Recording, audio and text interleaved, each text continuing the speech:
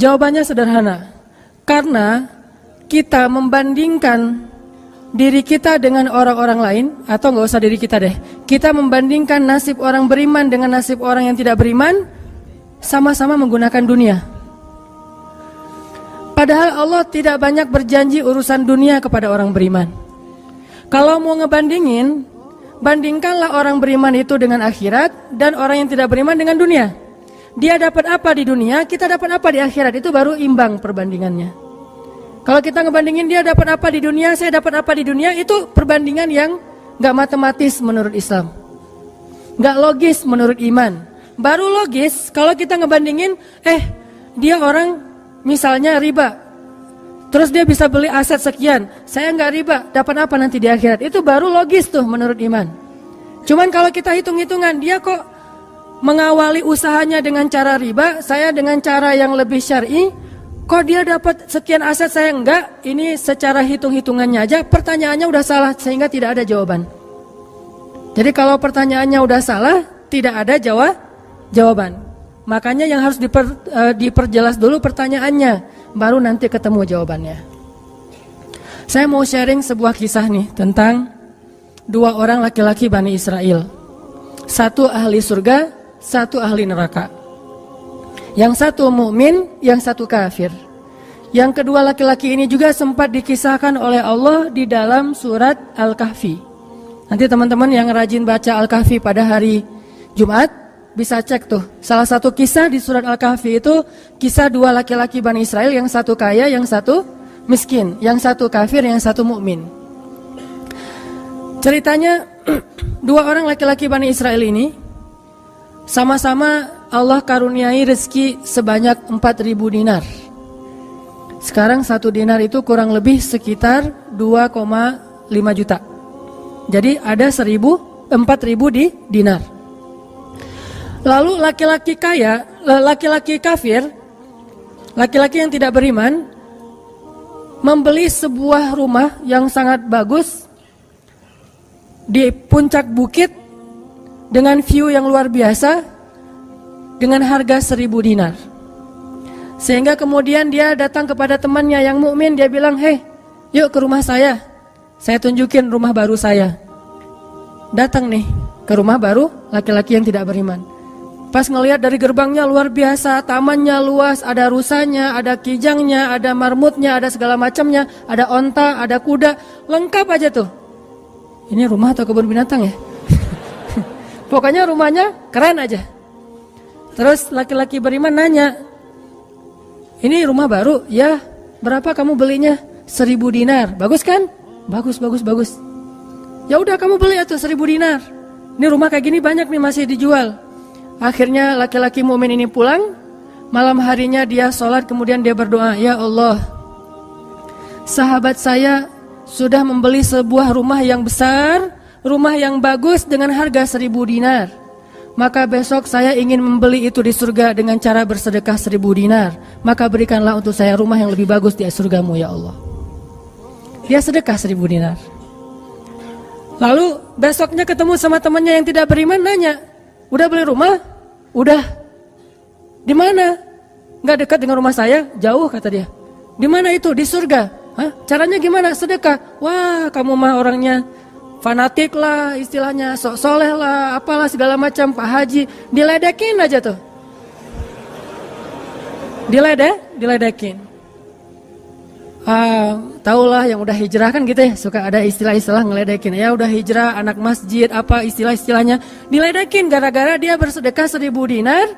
Sebagai ganti temannya yang membeli 1.000 dinar itu bisa beli rumah yang besar. Diledekin terus. Setelah berlalu sekian lama, kemudian laki-laki yang pertama ini yang tadi tidak beriman nikah. Istrinya tuh cantiknya luar biasa, usianya ABG, cantik. Setelah selesai dia lamar, nikah, pas hari pernikahan ngundang temannya yang beriman. Datang ya ke acara pernikahan saya. Acaranya tuh weddingnya itu ada IO-nya, IO terkenal, paling terkenal di situ. IO Bani Israel. Paling.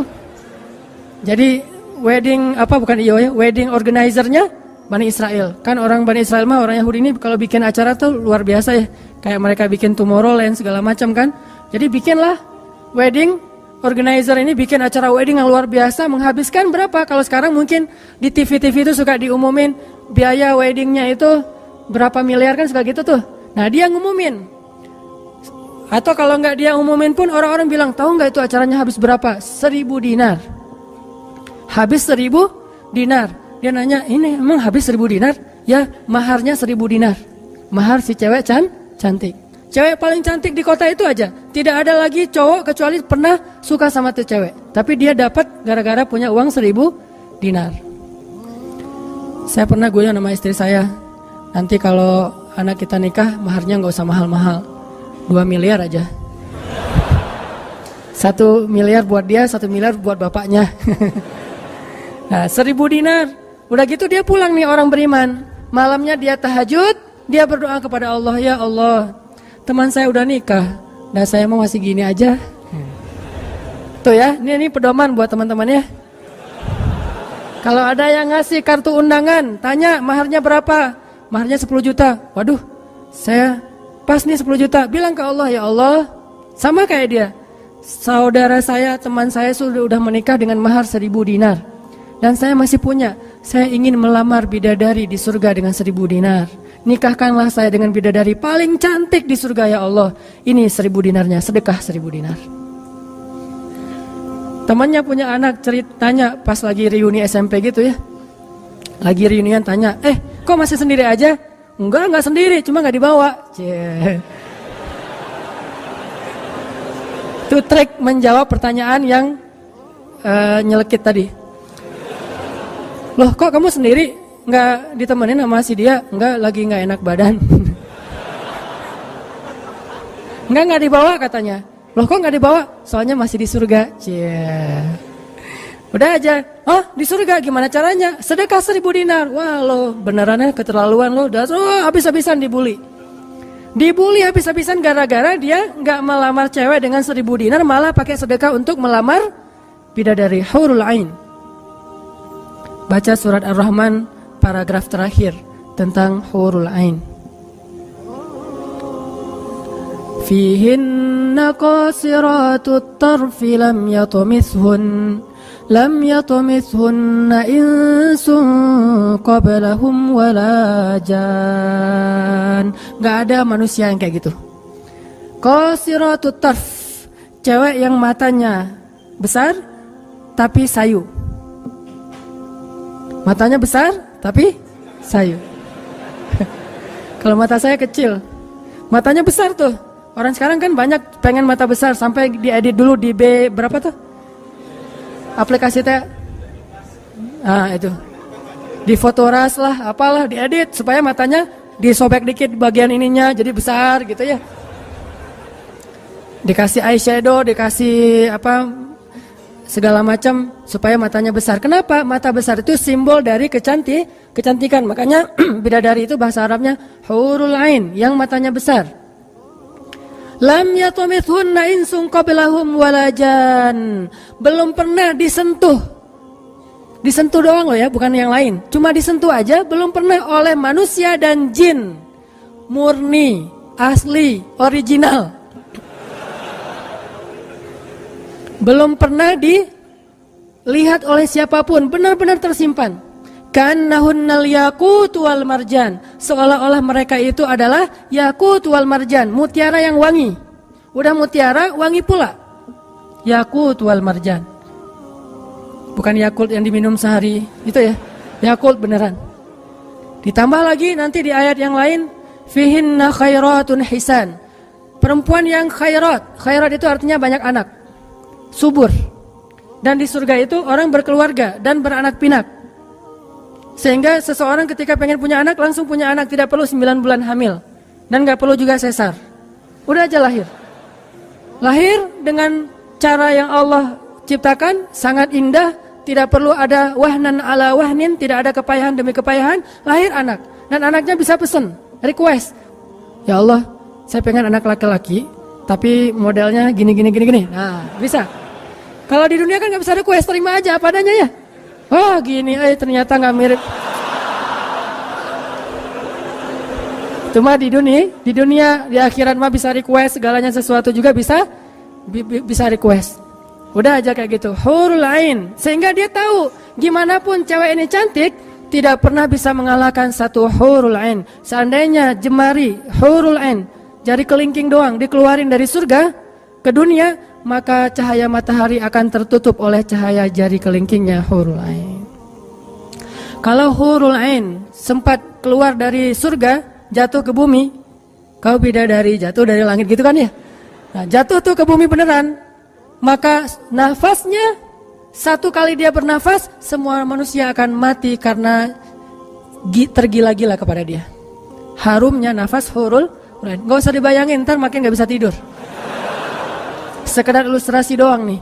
Akhirnya dia lamar tuh hurul ain dengan sedekah 1000 dinar. Udah aja sih kayak gitu. Dan dia merasa, alhamdulillah saya lebih beruntung dari dia, saya lebih beruntung dari dia. Gitu matematika mukmin. Baru setelah beberapa tahun, teman yang pertama tadi yang tidak beriman beli kebun yang sangat luas. Lalu ngajak lagi teman yang beriman, yuk ke kebun saya. Kamu udah punya kebun? Udah, datang aja.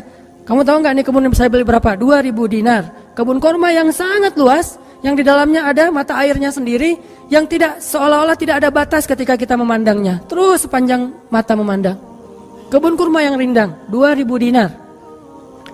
Lalu laki-laki ini pulang lagi, ya Allah, izinkan saya membeli kebun-kebun surgamu dengan 2000 dinar, karena saudara saya itu udah membeli kebun di dunia. Sedekah lagi 2000 dinar. Terus kayak gitu sampai mereka tua.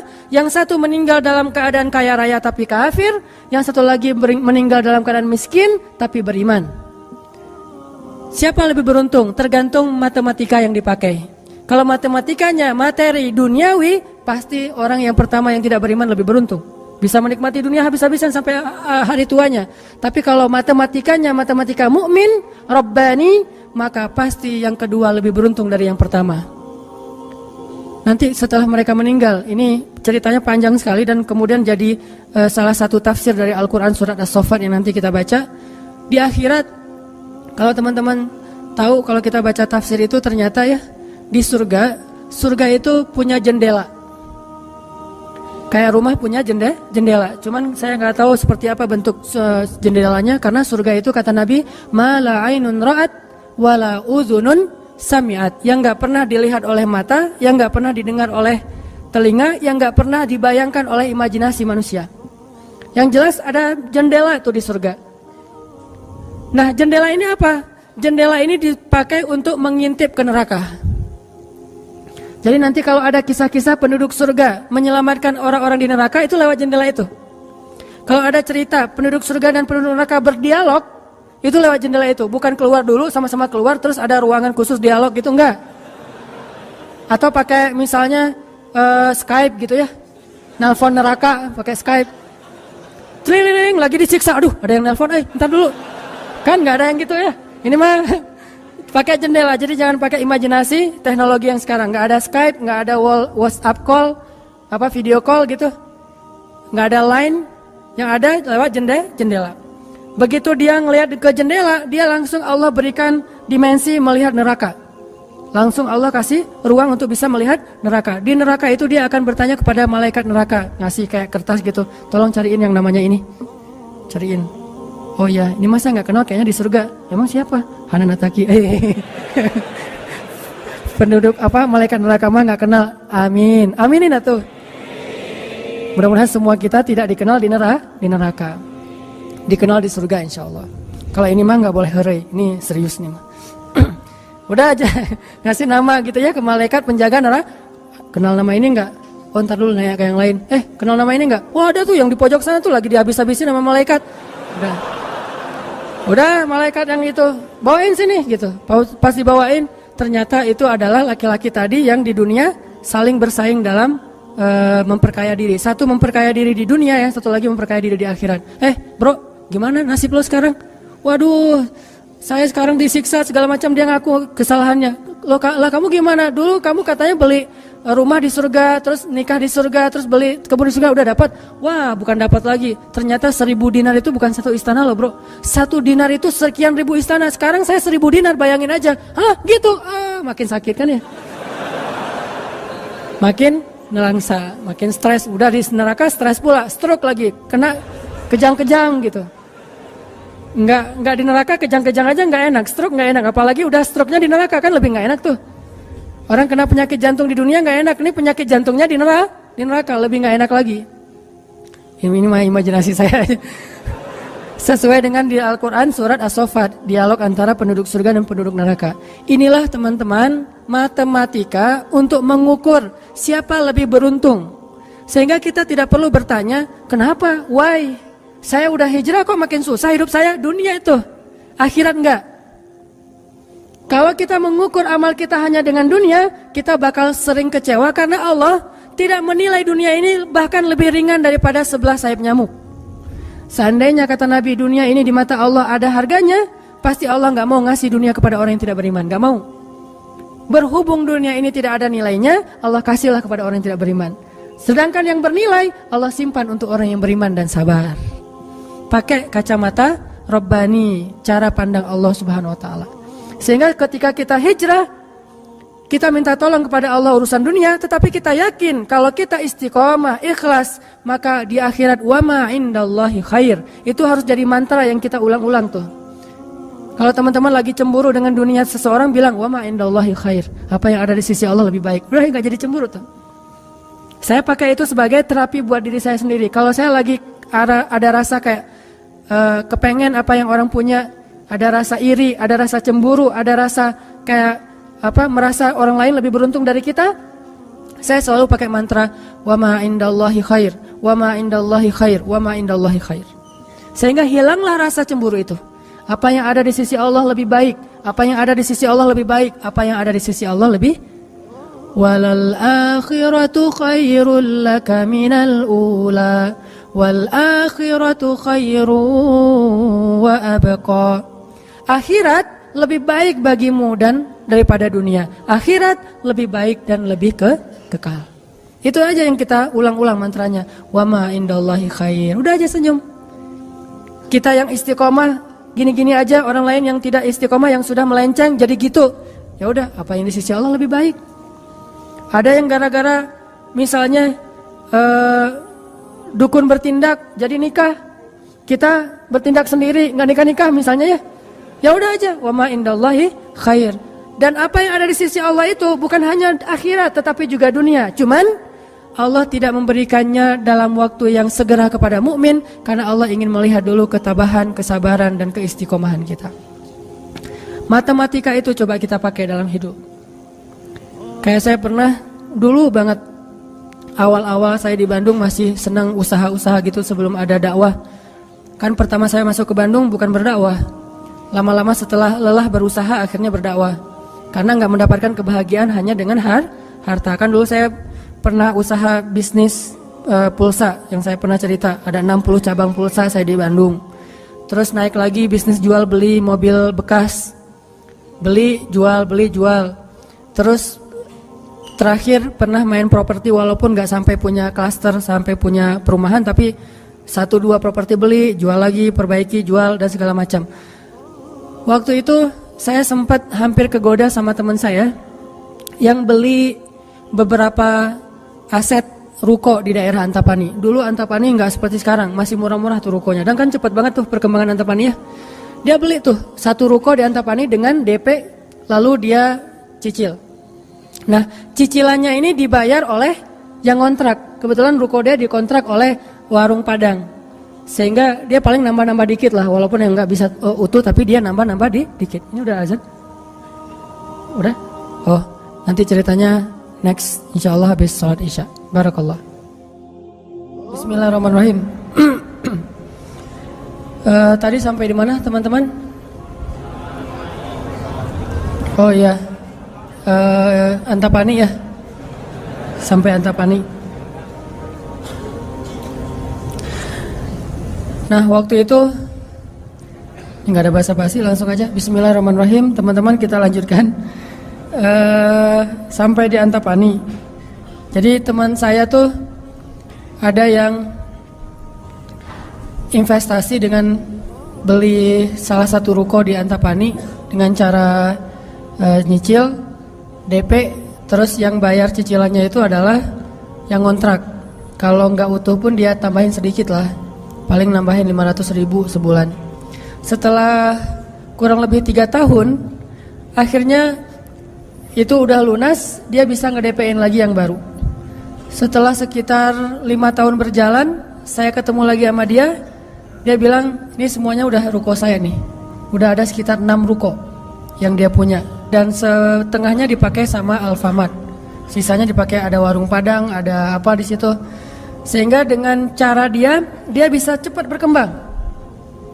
Saya di awal menganggap diri saya itu agak-agak idealis. Anggapan pertama, waduh saya ini kayaknya terlalu idealis kali ya gitu.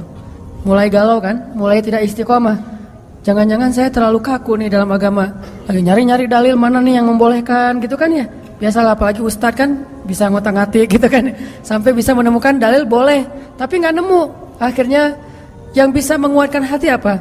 Wa ma indallahi khair. Apa yang ada di sisi Allah lebih baik. Kalau mau kayak gitu, mungkin sekarang saya udah punya juga beberapa ruko. Tapi karena nggak bisa dengan cara seperti itu, akhirnya ya punya itu aja dan tidak berkembang secara duniawi. Tetapi saya yakin mudah-mudahan dengan itu kita berinvestasi di akhirat. Makanya ini matematika harus jadi pola pikir kita, harus jadi mindset, persepsi kita dalam hitung-hitungan amal. Sehingga ketika kita belajar Islam, mulai bertaubat, mulai berhijrah, lalu Allah Subhanahu wa taala seolah-olah lebih memanjakan orang lain yang belum berhijrah, yang belum bertaubat daripada kita dengan dunia. Katakan wa ma indallahi khair. Apa yang ada di sisi Allah lebih baik.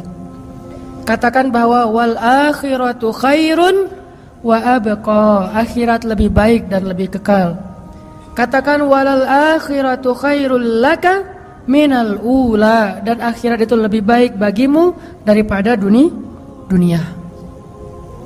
Ini yang memotivasi kita untuk bisa istiqomah, sehingga kita tidak ngerasa dicurangin sama Allah Subhanahu wa taala. Karena Allah melihat balasan akhirat itu lebih baik daripada ngebalas di dunia. Sehingga Allah kalau sayang kepada seorang hamba, Allah menyediakan akhirat lebih besar daripada dunia untuk dia. Seandainya dunia itu adalah bentuk kasih sayang Allah, maka Allah sudah memberikan kekayaan dunia kepada semua nabi yang Allah cintai. Tapi nabi yang kaya itu sedikit. Rata-rata nabi itu susah hidupnya, apalagi setelah menjadi nabi. Nabi Muhammad sebelum jadi nabi hidupnya luar biasa kan?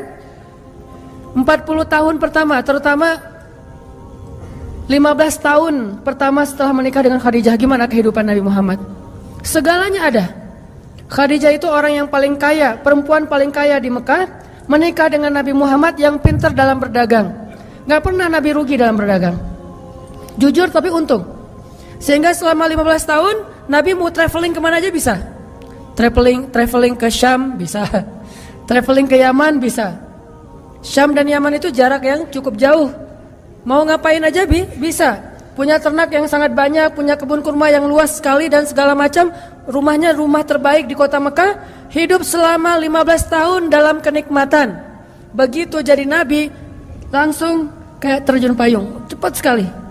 Sampai akhirnya Khadijah wafat ketika Nabi masih di Mekah dalam keadaan hampir tidak punya warisan apa-apa. Jadi kurang dari 13 tahun jatuh miskin, fakir.